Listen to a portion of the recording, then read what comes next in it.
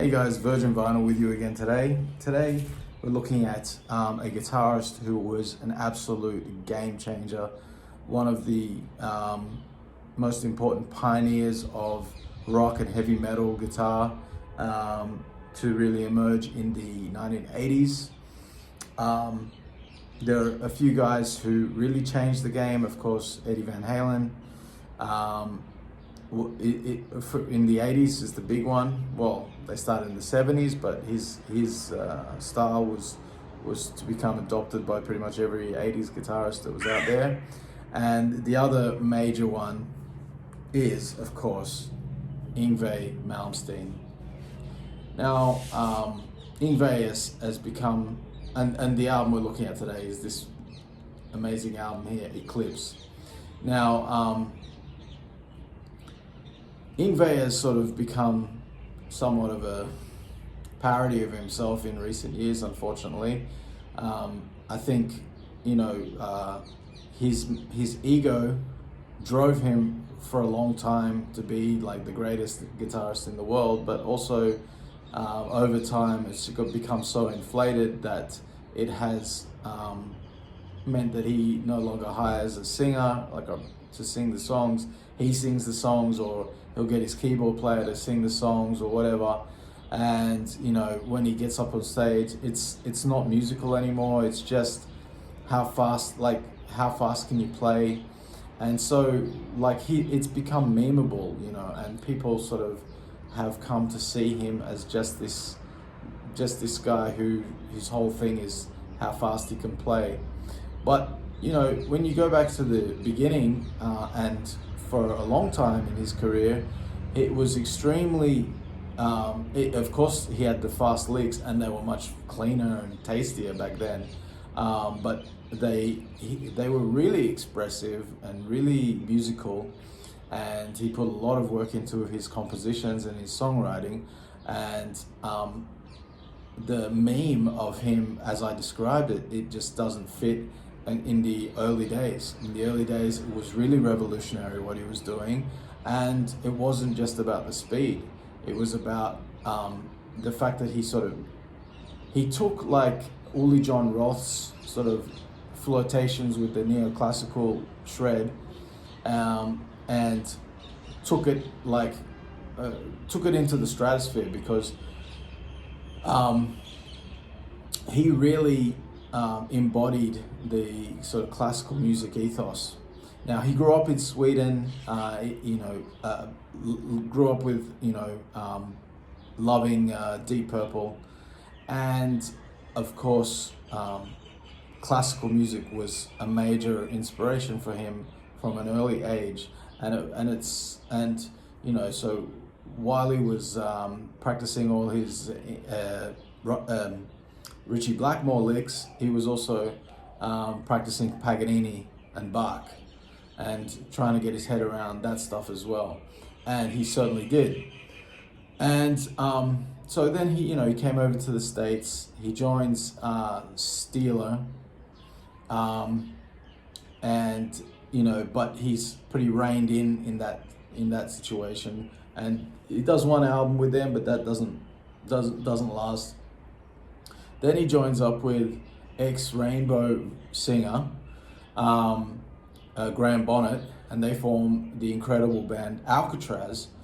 And that first Alcatraz album is probably my favorite Yngwie album besides this, and it's absolutely incredible. And his songwriting is all over that thing. Him writing with Graham Bonnet was a match made in heaven. I think that, as far as that style of music goes, I think it's awesome. It's basically like that Deep Purple album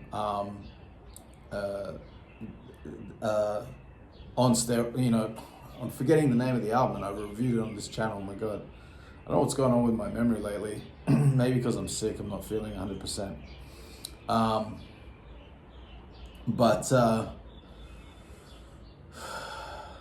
Why can't I remember the name of the Graham Bonnet's Rainbow album? Man, that's annoying me. I don't know what the hell. Anyway, forget about it. the Alcatraz album is basically like that album on steroids, just heavier, more explosive guitar playing. I think better songs, even, you know, with the exception of a couple of the songs on there.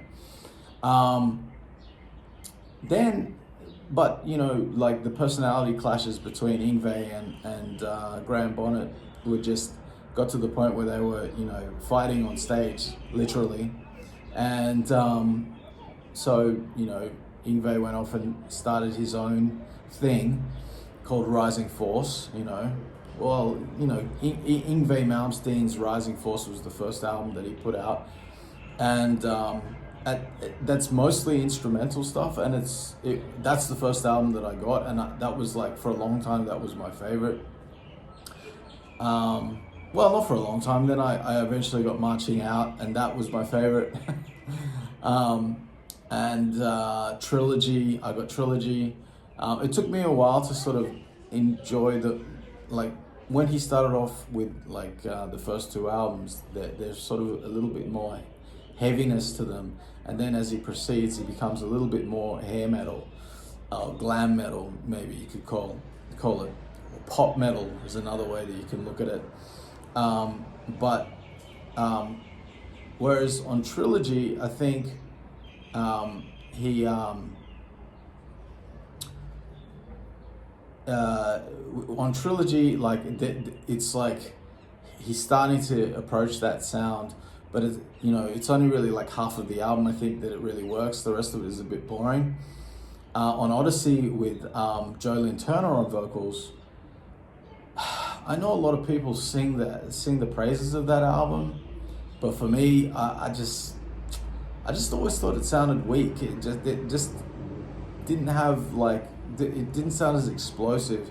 Of course, there's some cool stuff on there and everything like that, and I do like Jolene Turner. I really like the Jolene Turner Rainbow stuff.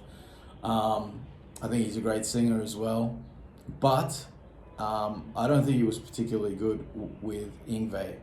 Anyway, of course, big personalities, big egos, again, of course, didn't work out. By this stage, Yngwie's like 3 singers in already. And so he puts together this band, which is like an all Swedish band. And everybody on here was pretty much unknown at that time. You got Göran Edman on vocals, Matt Olfsson on keyboards and vocals, Sven Henriksson on bass and vocals, and Michael von Knorring on drums. Now, I think out of all the Yngwie albums, this is the one that sounds most like a unified band. You know, they actually sound like, it's not just like Yngwie, a solo artist with a bunch of hired guns. It really feels like they've pulled together and they've created a sound. Like, this sounds different to all Yngwie's other albums. It's very it's quite sort of, it has that 80s brightness to it, and a lot of reverb, and it's not very thick and heavy sounding, but but I think the sound is really, really cool. Like, it feels like atmospheric or something. And, you know, like, songs that normally for me would be, you know, I would consider like hair metal songs, like Bedroom Eyes, or even Making Love, or Save Our Love. Like, a lot of the songs on the first half of this album, if it was kind of done by anybody else, I probably would hate it, you know, because I'm not a big fan of hair metal or glam metal, whatever you want to call it. But because Yngwie put so much intricate stuff in there and makes the guitar playing so explosive, and I think on this album, it's some of his best solos, some of his most incredible playing. It's just memorable, it's exciting. The playing is really good, and Göran Edman is a great singer for Yngwie.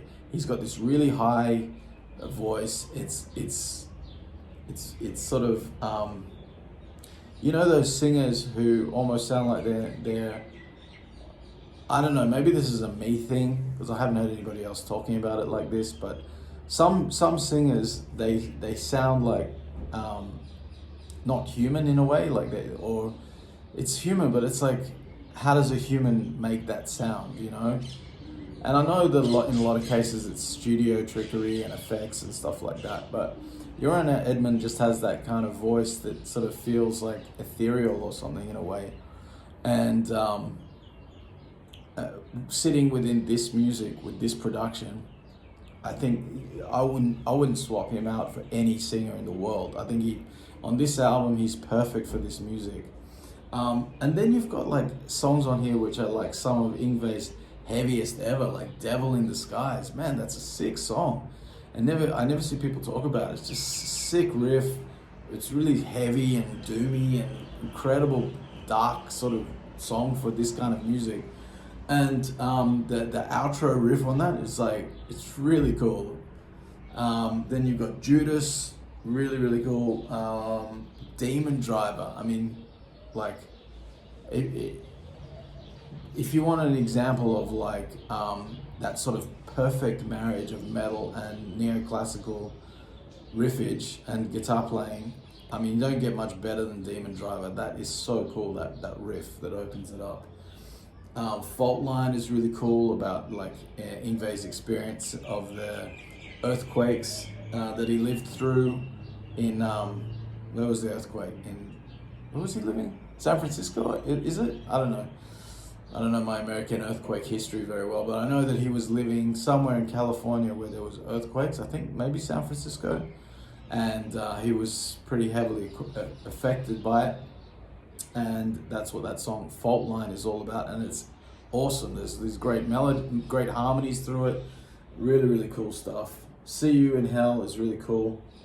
And then Eclipse is the only instrumental track on here, and it's one of his finest, if not his finest. For me, this is a perfect album. You know, I really love this thing. I love the album cover of it. It's just so cool. It's very 80s, I know, but it's like cool 80s. I don't know. It just everything about it. I would love to get that on a t-shirt, like that the whole thing like that. Anyway, Yngwie, of course, would, you know, influence, you know, everyone like that came after him would try to emulate his speed, would try to emulate some of his neoclassical licks. It would make a huge impact on metal guitarists, especially. You see a lot of his influence in pretty much every style of metal that has intricate guitar solos. You hear Yngwie all over it. Anything that's slightly technical, you'll hear Yngwie all over that. For many years, he was he's still one of my favorite guitarists. Like, unfortunately, like I said at the beginning, he's kind of memed himself a little bit in recent years, and it's a bit of a bummer. I hate all his recent albums. They suck. They're so bad. It's a bummer because I was a huge fan, you know, and I would love to love his albums, really, but they suck. And live, he's not so great anymore. What are you gonna do? Anyway, guys, if you like what I'm doing here on the channel, please hit subscribe, and thanks for watching, and I'll see you tomorrow.